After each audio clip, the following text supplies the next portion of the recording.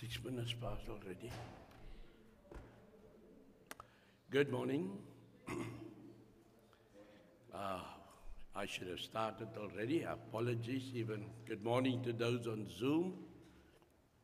Welcome to the Somerset West Church of Christ. And it's our Bible study hour. And so feel welcome. Thank you for the Lord that has blessed us that we can be here this morning. Let us go to our Father in prayer.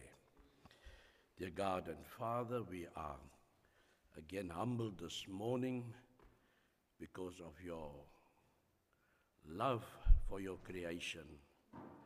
That this morning we could open up our eyes and we can say, thank you, Father, for giving us this day. Thank you that we can worship you in spirit and in truth.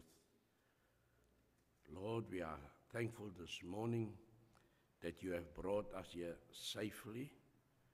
So we are also praying for those that are making their way here this morning, that it would also be done in all safety. Thank you, Heavenly Father, for your grace and your mercy, that we are blessed this morning with all spiritual blessings. We give you thanks, Lord, that there is provision for those that are seeking, that they will find, if they seek with their whole heart. And so, Lord, I pray that in this day many will seek your countenance. Many will seek the God of Abraham, Isaac, and Jacob. They that set the path of righteousness. And so, Heavenly Father, we are thankful for men of faith. Even they did not know where you would lead them, they followed. And so, Heavenly Father, this morning also I pray that as we are following, we will not be counting, but we will follow in all honesty, all dedication, and in all truthfulness. We pray, Lord, for those that need your blessings in healing.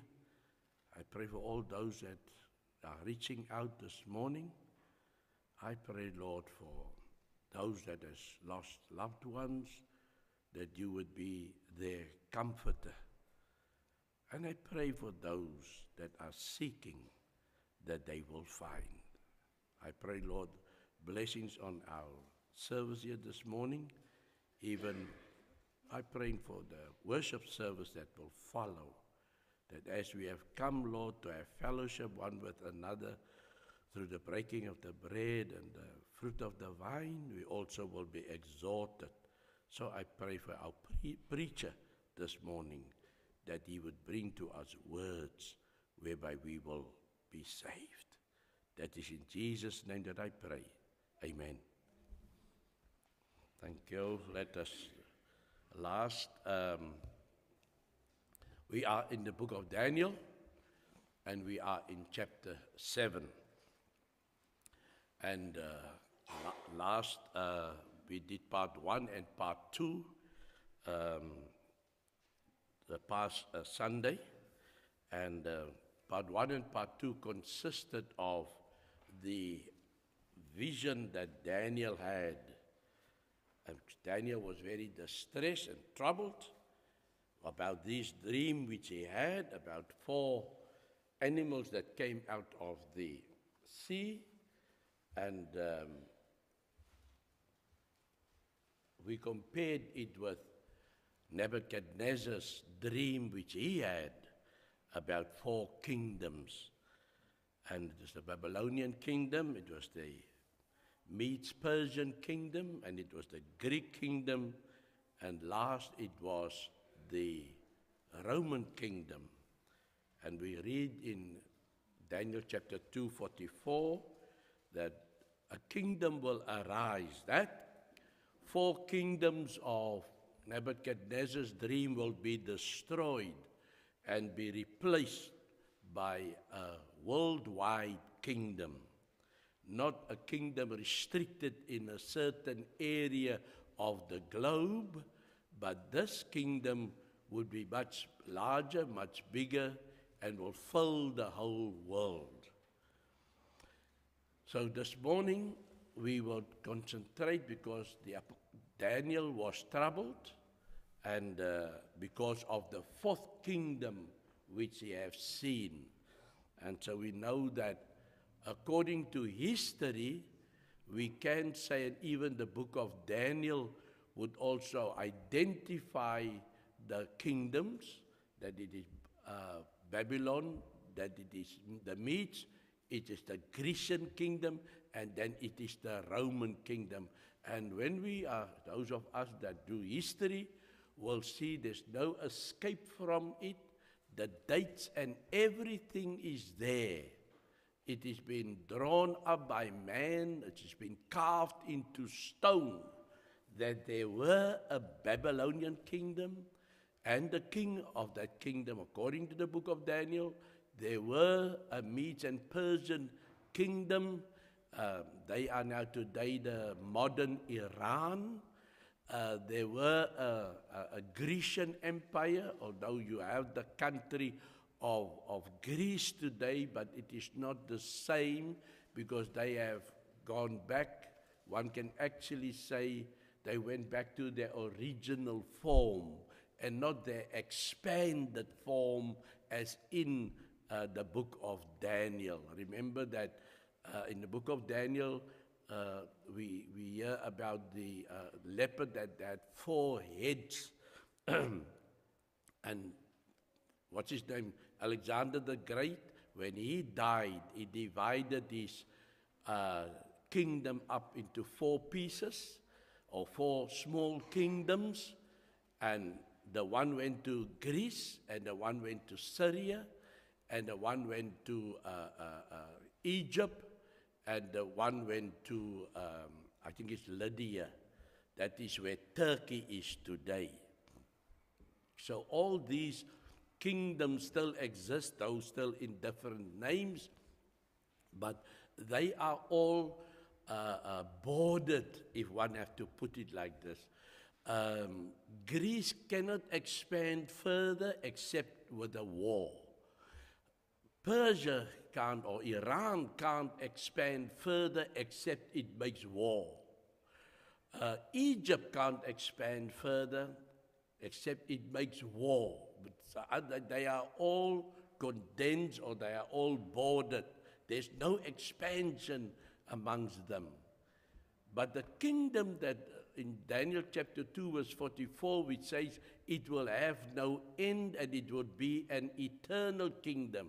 In other words, Babylon came and went, Greece, Medes came and went, the Grecian kingdom came and went, and the Roman kingdom came and went. Roman one is actually, which they say in Afrikaans, a tamaletjie. It is something to think about. So, now, as I said, in history, it is proven that they were there. The book of Daniel is thus correct. But now, we read in today's, from now on, Daniel is concerned about the 4th vision that he had. And so when we read in the, part 3, which actually starts in Daniel chapter 7, verses 13 to 14, if we read those, we can see Daniel says, up till this point, we can see in verses 11 and 12 that the 4th kingdom was slain. It was done away with. It came to an end. If we just read verses 11, say, I watched then because of the sound of the pompous words which the horn was speaking. Remember, there was 10, and out one came up, the 11th horn plucked up 3, and that 11th horn became a spokesperson for the 4th kingdom. And he was speaking pompous words, and he was blaspheming. He say, I watched till the beast was slain, and its body destroyed and given to the burning flame. So, that's the end of the fourth beast, according to the book of Daniel. Then he says, verse 12, as for the rest of the beast, in other words, the lion, the bear, and the leopard, they had their dominion taken away. In other words, Rome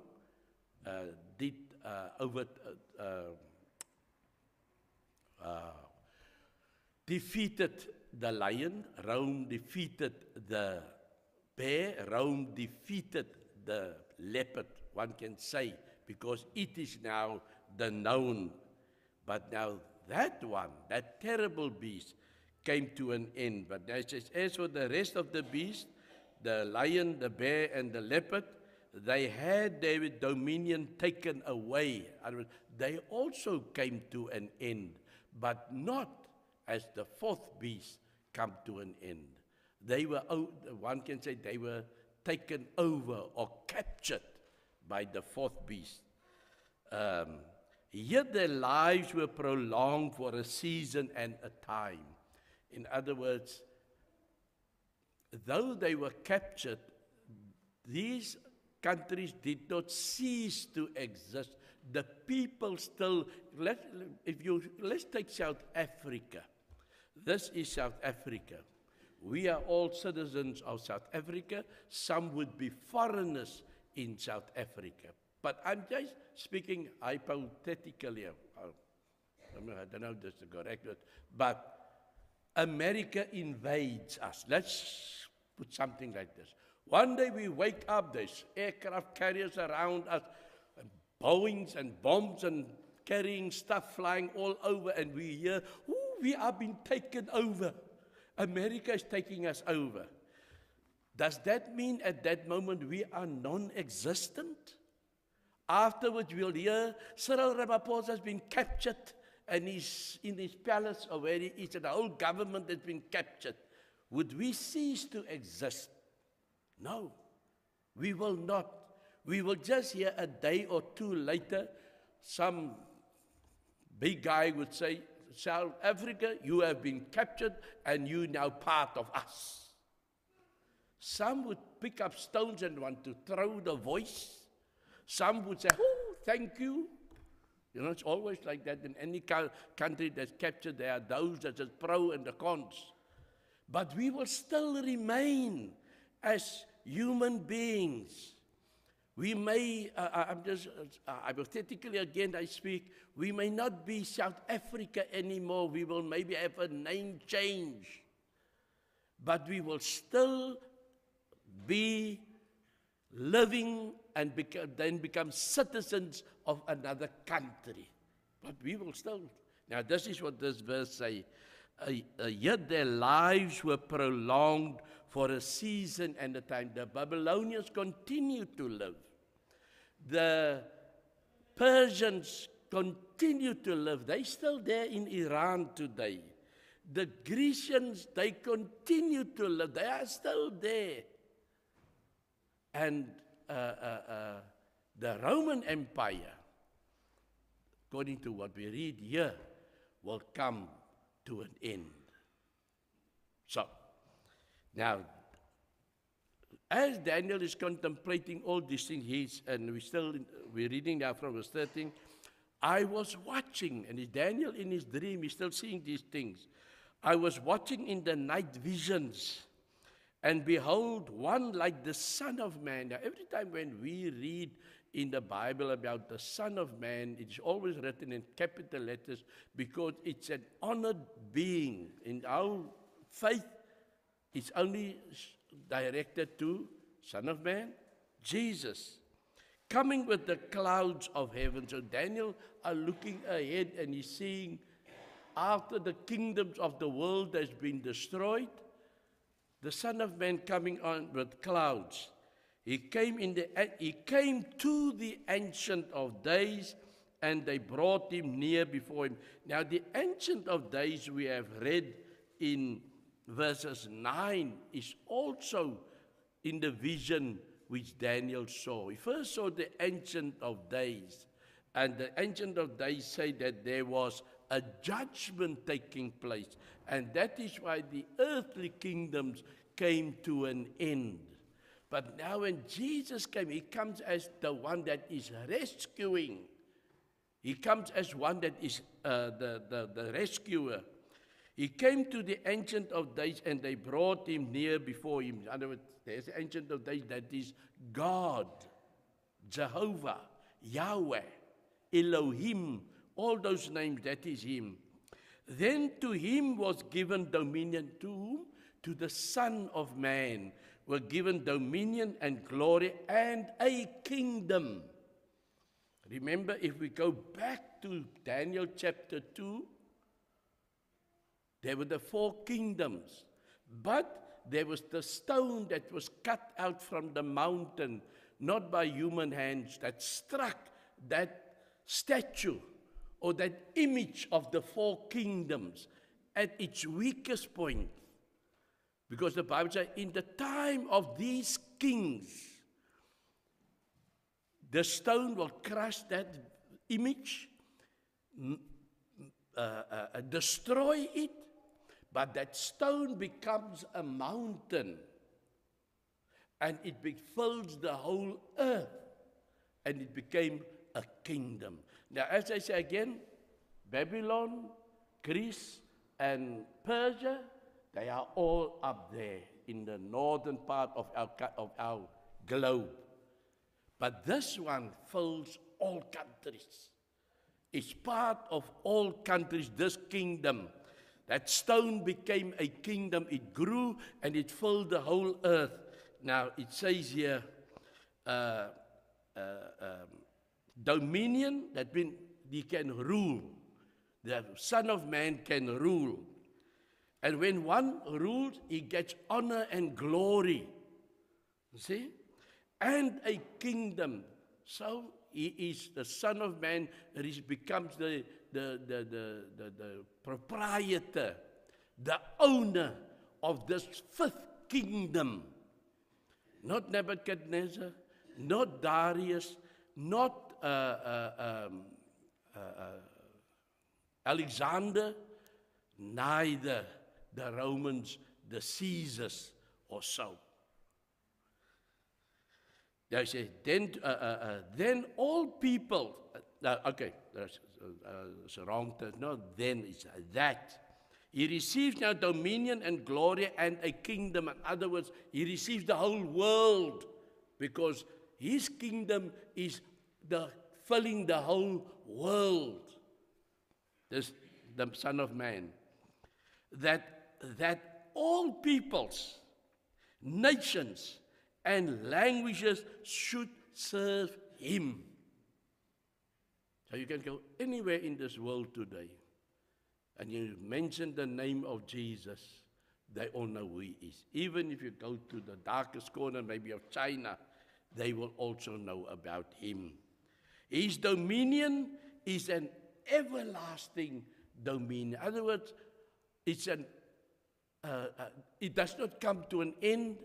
Dominion means he's the ruler of this 5th kingdom. So this is like a projection which Daniel saw of the whole world. But there was something concerning Daniel, and that is what we read now from verses 15. Let me just say, his dominion is an everlasting dominion which shall not pass away, and his kingdom, the one which shall not be destroyed. So in other words, we get a glimpse that all earthly kingdoms will come to an end with their earthly rulers. But the kingdom of God, those that worship him in spirit and in truth, which give him all allegiance according to the scripture, it will be there until, even if we may die on this earth, even if our life comes to an end, is that when the Son of Man comes on the clouds, even we have been passed away, we will be raised, those that are left on the earth, and we will all meet him in the sky. That is everlasting. But the fourth kingdom comes to an end. Now Daniel is still concerned, and now we will, hope in this time I will be able to finish this. Verse 15 say, I, Daniel, was grieved in my spirit, within my body, and the visions of my head troubled me. Of course, anyone would be troubled if he receives this. And he says, I came near to one of those who stood by.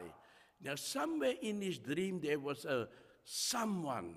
Now, it's not said who, but we believe it was a representative of God, because it's only a representative of God who could be an angel that would know the mind of God and be the messenger of God. He says, and ask him the truth of all this. Now, truth is a word synonymous with godliness. In other words, if you want to know the truth, and nothing but I know when I believe, I was not in a court of law, but I do understand they place a Bible in front of you, and you must put your hand on the Bible and say, I hereby swear I speak the truth and nothing but the truth. Although many of those that do that commitment does not even speak the truth, because in the judgment, the judge may say, I've got this against you, your testimony was flawed. That means although that person did lay his hands on a Bible and said that I will speak the truth, he still lied. But here in the Bible, he says, I came near to one of those who stood by. Now, when he says those, that it was more than one that was witnessing Daniel's dream, and asked him the truth of all this. So he told me and made known to me the interpretation of these things. Now, these are godly things, and only God can interpret this. No other one can interpret when things come from heaven. Now, this, one of those that were around Daniel say, those great beasts which are four kings which arise out of the earth. But the saints of the Most High shall receive the kingdom and possess the kingdom forever, even forever and ever. So, the witness there with Daniel say, that which you saw in your vision is 4 kingdoms, is 4 kings, is 4 leaders. But then he says, but the saints, you see, he's saying there was 4 kings, but then he says, but the saints are, they say, but the saints of the Most High shall receive the kingdom and possess the kingdom forever and forever. As he's saying that those beasts and those things which you saw is 4 kings. But there is one king, the Son of Man. He's also got the king. And the occupants of that kingdom are referred to as saints. We are not part of the 4 kingdoms. We are part of the heavenly kingdom. They call us saints. Then he says, now Daniel again, then I wish to know the truth about the 4th beast. So we're talking about truth, and things must be truthful. He wanted to know because the 4th beast did not represent a lion or a bear or a leopard. It did not he could not distinguish it from any earthly beast. It was something beyond earth.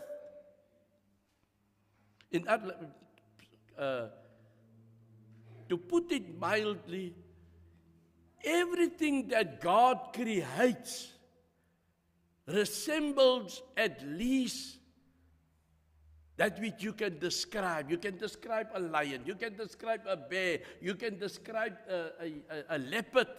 Even you put 4 heads and 4 pieces of wings on it, you can still see it represents a leopard.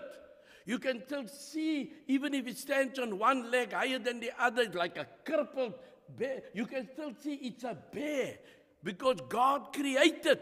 When you see the lion, even it got 2 tails and 6 heads, lots of horns, you can still see it's a lion because it's God created. But Daniel is looking at something which God did not create. That's my impression. He's worried because what is this? That's what he's asking. Those that are standing around him. I can see that's a lion. I can see that's a bear. I can see that's a leopard. But what is this? It was formless. It was nothing that God created. But there was something. Well, the kingdom of the Son of Man can be described. At least Daniel can see there was another kingdom, the kingdom of the Son of Man. It did not represent any image of an animal, but it filled the whole earth, and distinction were given to it that it was forever and ever, and there were people, there were saints worshiping. It need not to have an image. Because God is spirit. You cannot draw God. You cannot attach God to anything. And so God's kingdom is this whole world. It should actually be. But now there was Satan.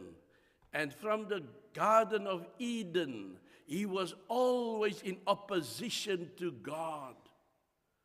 And so, in my primitive mind, when I look at this kingdom which has no form, and I struggle with this, and I can only wrap my mind around it, it was a satanic kingdom. Because it could not take on the form of a bear or a lion or a leopard, because God created those things. And so he also wanted to create something, but he created something that is evil. Now, he's saying, then I wish to know the truth about the 4th beast, this thing that has no form, or that had a form, but you cannot describe it except that it is terrible, it is evil, it is a destroyer, which was different from all the others, exceeding dreadful. Now, this is this 4th beast. It was exceeding dreadful, with its teeth of iron and its nails of bronze, which devoured, destroy, eat up, broke in pieces, that is destroy, and trampled the residue with its feet. Everything that came in its way, it had no mercy. This was this terrible beast which he saw. And the 10 horns that were on its head, and the other horn which came up, before which 3 fell, namely that horn which had eyes and a mouth, which spoke pompous words, whose appearance was greater than his fellows. So you see this terrible, dreadful, big teeth, big nails, dreadful, fearful kind of a beast. And then you see there's 10 horns, and you see one horn come up, but he takes 3 of the horns and he plucks it out of his head, and he puts him there as the major horn. But that horn had eyes and a mouth that spoke blasphemous words, pompous words, boastful words. I am your ruler. Now, if you had the Ancient of Days, and you had the Son of Man, why would you need another one boastful? If you had God, you had the truthful God. You not an idol worshipper like the Greeks and the Medes and the Persians. They were all idol worshippers. They had multiple gods. But when it comes to the saints and their worship, they've only got the Son of Man and the Ancient of Days, which they pay their allegiance to. And they are in no way described in this way. They does not reflect evil. So what is this kingdom? And he says, I was watching, in verse 21, I was watching, and the same horn was making war against the saints and prevailing against them. So this one terrible beast with the 10 horns and 3 plucked up, and one major horn is left now, and he's the ruler, and he is speaking pompous words. The description here, he's speaking words against God. He's speaking words against the ruler of the world. He says, until the Ancient of Days came, and a judgment was made in favor of the saints. So now he's meeting his match. This evil king is meeting the Ancient of Days. They now face on. And a judgment was made in favor of the saints. So God stepped in because he was challenging even the saints. Because he was making war against the saints. So God came in and stopped him. And prevailing against them, until the Ancient of Days came, and a judgment was made in favor of the saints of the Most High. And the time came for the saints to possess the kingdom. So, it's almost, every time it's repeated, it's a role that is played. And it's become easier to understand what is going on. And as Daniel is almost like repeating himself. But I can see the earnestness that he wanted the people to understand this which he is seeing. And what we can say is that we are so satisfied or so honored or so blessed that there is one that is standing between evil and protecting the saints. And verse 23 says, thus he said, it's now the Most High, this one of those that explaining now to Daniel, the fourth beast shall be a fourth kingdom on earth, which shall be different from all other kingdoms. Verse 23. So he says, this is also a beast. It's also something that is created. The point is this, because of its formlessness, I find it hard to believe that God created it. And shall devour the whole earth, trample it and break it in pieces. This fourth beast. The 10 horns are 10 kings who shall arise from the kingdom. That last kingdom that we have now is the Romans. And another shall arise after them. He shall be different from the first one. In other words, although Daniel saw 10 horns, it was actually a composite, although it was first one horn, then a second horn, then a third horn, then a fourth horn, first 6, 7, 8, 9, 10. And then one came that showed his power by destroying 3, and he became the lone horn with a pompous mouth. The 10 horns are 10 kings who shall arise from the kingdom, and another shall arise after them. He shall be different from the first ones, and shall subdue 3 kings. Now, when we read, do history research, we find that Rome had now this 3 kings, this 10 kings.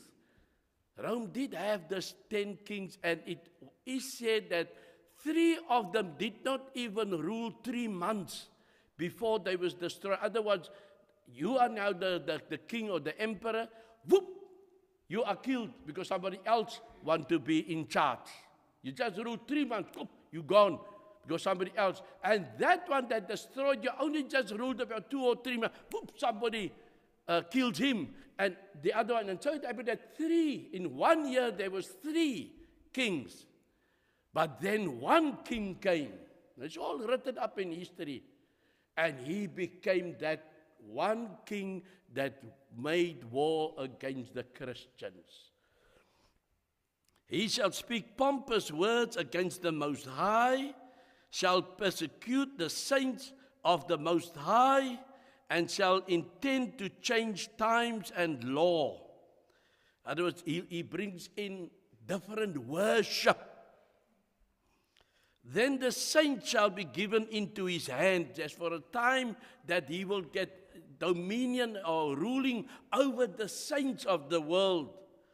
Only for a time and times and half a time. Now, the biblical scholars say a time is about 1 year, and times means it's 2 years. That gives a total of 3, and then half a time is a half a year. That gives us 3.5 years. And or it is 42 months. And later on we'll read about this times and half a time. It works out to 3.5 years, or it can be 42 months, or I think it can be 1,260 days. And all these also, that's what the people that is predict the second coming of the Lord, they're using this timetable and sometimes make a mess of all things. All right, so this king, this pompous king, he is, the saints is in his hands for about 3.5 years. Verse 26 says, but the court shall be seated. The court, that means court is always to do judgment. And they shall take away his dominion. So now there's judgment coming, and his dominion, which is now ruling, that we already had in verses 23, that he cannot, he makes war against the saints, but the Ancient of Days is always there to protect them. But the court shall be seated, and they shall take away his dominion, to consume and to destroy it forever. So that day came. Then the kingdom and dominion and the greatness of the kingdoms under the whole heaven shall be given to the people, the saints of the Most High. His kingdom is an everlasting, and all dominion shall serve and obey him. So again we have this repeat. Now, we saw this judgment. We have been introduced again to this 10 horns, and one of them is this evil horn to speak pompous words and challenging the God. And now we find again that his rule came to an end. Now when we go back in history, we can see that in the Romans, and remember the book of Daniel says, chapter 2, verse 44, in the time of these kings, God shall, when the statue is standing and the legs with 10 toes, again the 10 is there, that means it's 10 leaders in that kingdom. A stone is cut, smash that image to the ground, destroys that image. In the time of those kings, God will set up a kingdom that will fill the whole earth. And this, when we read history, there's one king that fits this pompousness, is that by the name of Domitian. Domitian made war against the Christians. The Roman, and remember the Roman Catholic Church were not there yet. They wasn't there yet. But they saw the future. They realized the future. Just like our our country is also aware of all the political parties and what all the political parties' intention is, so they also realize we are the Romans, we are the rulers of the world, and we are doing Wednesday night, we're doing Paul, and here we find he's the missionary that goes and do missionary work, and many people say, look, this must be the truth which this man is speaking, because we've been making war for so many years. We've been conquered and we've been conquered, and there's just no satisfaction in all this. And here, somebody said there is another kingdom. But this kingdom does not make war. This kingdom say peace, love. That's the kingdom that we need. And so, as we say, the book, the history shows Domitian made war. He was one of the other one is Nero, but this one surpassed Nero in evil against the Christians. And he came to an end because God will not tolerate his children to be destroyed, because life is in his hand. But he will allow you a certain amount of time. And he will make, there's many times that he will prove to you there's one greater than you. And it's up to them to accept the other greater one. But unfortunately, if you think you're a king and you're great, you do not subdue yourself until you are subdued or destroyed. And so we find in the book of Daniel, in conclusion, he says, verse 28 of, this is the end of the account. As for me, Daniel, my thoughts greatly troubled me, and my countenance changed, but I kept the matter in my heart. So everything was confusing to Daniel, because these things is still in the future. This is more or less in the year between 600 and 500 before Christ.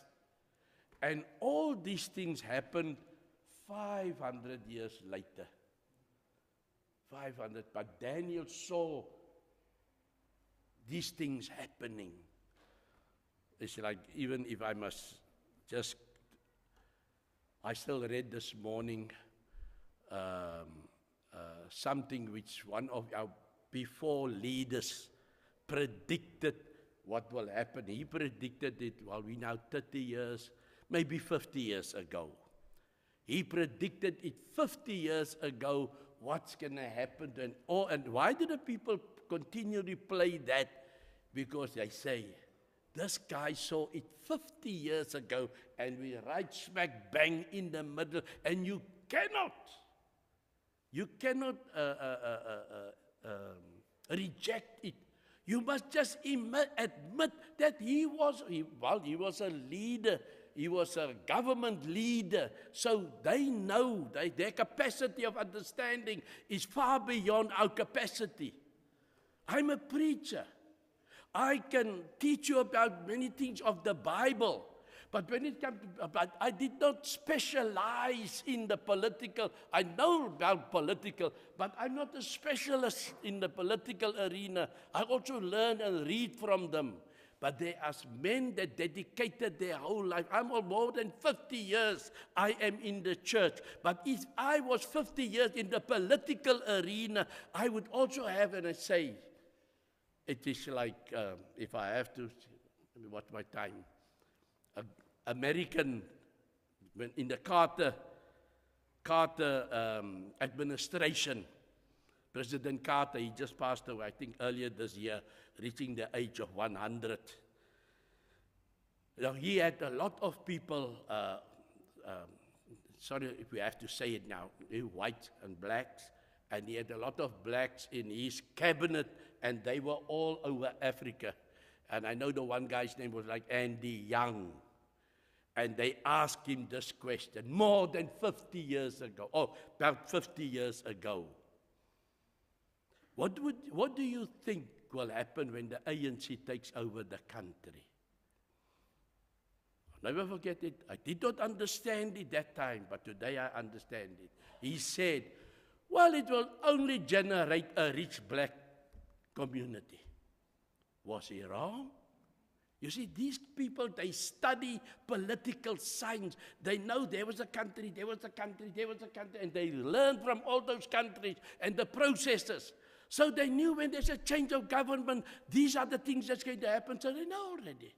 And he said, Andy Young, it will only generate a rich black community. That means the whole of South Africa will go to pieces. Only satisfied. Was he wrong? He was not wrong.